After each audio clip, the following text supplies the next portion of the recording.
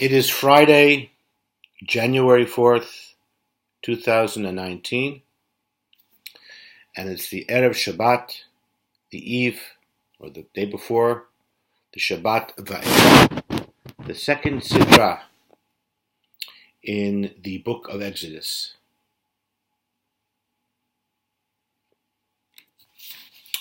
And although I was away last week, we read Shemot, the birth of Moses, Redeemer of Israel, the story of slavery. And now the story intensifies, and Pharaoh has not agreed to let the Jews go. And so the big artillery is being pulled out in the form of the 10 makot, the 10 plagues. Now the purpose of the 10 plagues was not merely a form of ultimatum, but as God mentions a few times in the context of the plagues, the Egyptians should know that I am the Lord. Somehow their arrogance had to be penetrated. The Khatam Sofer makes an interesting comment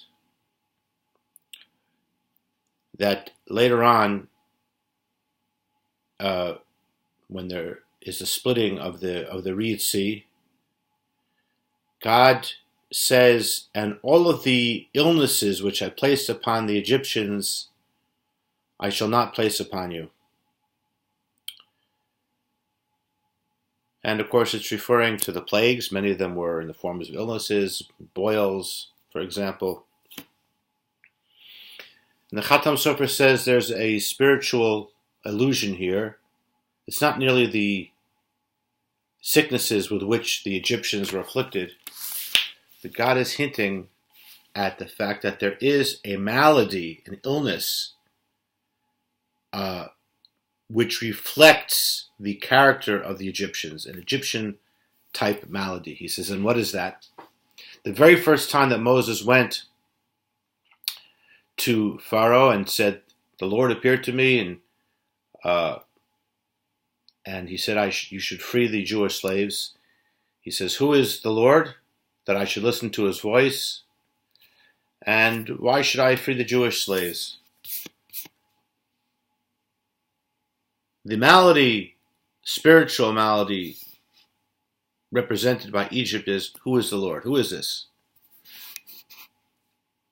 A form of narcissism which puts the individual at the top of the hierarchy of power. Many people don't realize that when they say, well, I don't believe in God. But ultimately, we live our lives with reliance on guidance and wisdom, whether we realize it or not.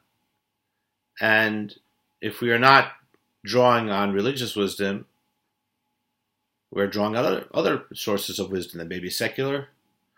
But in any case, the arbiter becomes ourself, and in a sense, we're placing ourself in that enthroned position. And when that happens, it can be a dangerous, slippery slope, as we're going to see from today's discussion.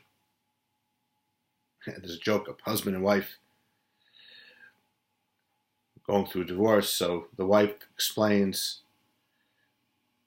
my husband and I, we have religious differences. He thinks he's God, and I don't. Indeed, if we look in the Haftarah, the prophetic reading of the week, we find through the prophet Ezekiel the Egyptian Pharaoh being warned. And he is described there as the one who says, mine is the river, and I have made myself. The specter of the universe in existence is one that cannot be ignored. And if there is not a divine creator, so ultimately the one who is convinced of his own deification, his own might, can actually go to the absurd extreme of imagining that he even created himself.